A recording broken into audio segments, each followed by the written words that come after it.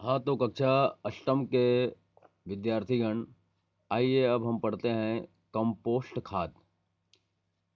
अपने शाला परिसर अथवा किसी खुली जगह में किसी ऐसे स्थल का चयन कीजिए जहाँ आने जाने अथवा किसी अन्य कार्य में कोई असुविधा, कोई परेशानी ना हो।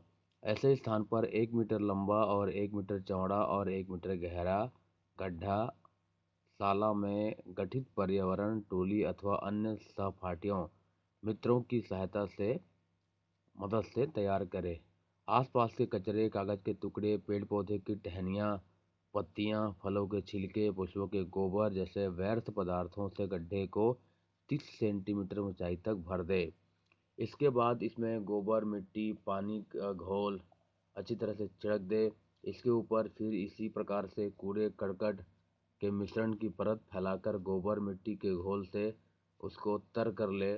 यही क्रम तब तक दोहराएं जब तक कि गड्ढा जमीन की सतह से 50-60 सेंटीमीटर ऊंचाई तक न भर जाए। इस ढेर को गीली मिट्टी से ढक कर गोबर से लीप दे और इसे ऐसे स्थान पर ही छोड़ दे। 3-4 महीने बाद आप पाएंगे कि गड्ढा पिचक गया है और इसके अंदर के सभी पदार्थ काले भुरभुरे पदार्थ में बदल जाते हैं। यही कंपोस्ट खाद है। इसका प्रयोग आप अपनी बागवानी में खाद के रूप में कर सकते हैं, साथ ही अपनी शाला को स्वच्छ रख सकते हैं। तो कंपोस्ट खाद कैसे बनता है, कैसे बनाया जाता है, यह पीछे प्रश्न दिया हुआ है, तो इसका उत्तर ये रहेगा। अब बताते हैं केचुआ खाद, वर्म कास्टिंग। जैव अपशिष्टों को शीघ्रता से अपघटित करने के लिए केचुए का उपयोग किया जाता है। केचुए मिट्टी में उपस्थित सड़े गले अपशिष्टों को खाते हैं और मल के द्वारा इन्हें जैविक खाद में के रूप में निकालते हैं। इन्हें केचुआ खाद अथवा वर्म कास्टिंग कहते हैं। इसमें नाइट्रोजन, फास्फोरस तथा पोटेशियम आदि पोषक तत्व प्रचुर मात्रा में होते हैं। केचुआ गंदगी का निवारण कर पर्यावरण को स्वच्छ और साफ रखता है, साथ ही जैविक खाद भी उपलब्ध कराता है। इस तरह यह पर्यावरण एवं कृषि मित्र के रूप में उपयोगी है। अब एक प्रश्न आता है, केचुए को कृषि मित्र क्यों कहते हैं? तो ये इसको उत्तर रहेगा। ठीक है, ध्यान रखेंगे। अब आता है उर्वरक। भूमि में कुछ विशेष पोषक तत्वों जैसे नाइट्रोजन, फास्फोरस तथा पोटेशियम की पूर्ति हेतु किसान रासायनिक पदार्थों का उपयोग करते हैं। इन्हें कहते हैं उर्वरक। ये है उर्वरक की परिभाषा। ये 2 लाइन दिया हुआ है। अब पहला आता है नाइट्रोजनी उर्वरक। नाइट्रोजनी उर्वरक ये पौधों को नाइट्रोजन तत्व की पूर्ति करते हैं। Urea, ammonium sulphate, ammonium nitrate आदि प्रमुख नाइट्रोजनी उर्वरक है। ये पत्तियों वाले फसलें जैसे कि पत्ता गोभी, पालक आदि के लिए आवश्यक होता है। इनके उपयोग से पौधों में तेजी से वृद्धि होती है। फास फास्फेटी उर्वरक, इनसे पौधों को फास्फोरस तत्व की पूर्ति होती है। इनके उपयोग से जड़ें तथा तने मजबूत होते हैं। यह दलहन के लिए आवश्यक होता है। कैल्शियम सुपर फास्फेट इस वर्ग के उर्वरक है। अब आता है पोटेशियमी उर्वरक। ये पौधों को पोटेशियम तत्व की पूर्ति करने वाले उर्वरक हैं।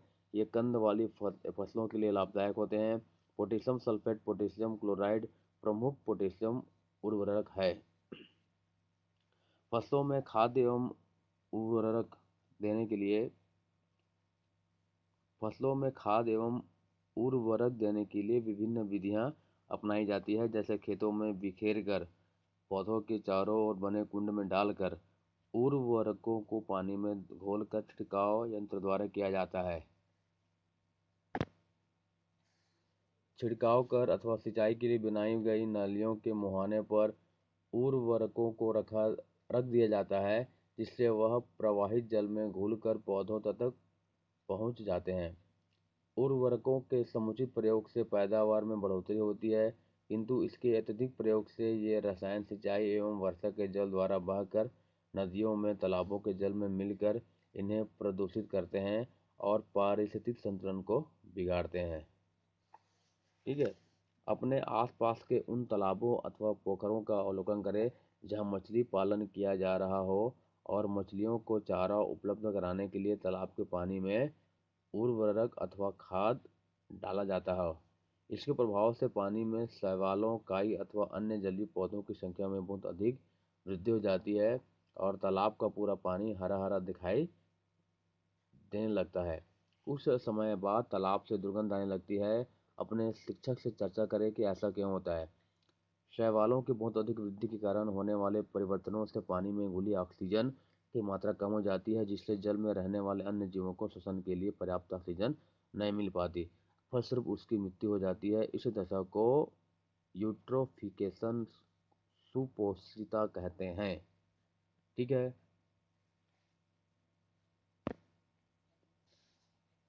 कुछ ऐसे सूक्ष्म जीव होते हैं जो वायुमंडलीय नाइट्रोजन का यौगिकीकरण कर भूमि की उर्वरकता को बढ़ाते हैं। क्या आप इनके नाम तथा रहने के स्थान के बारे में बता सकते हैं?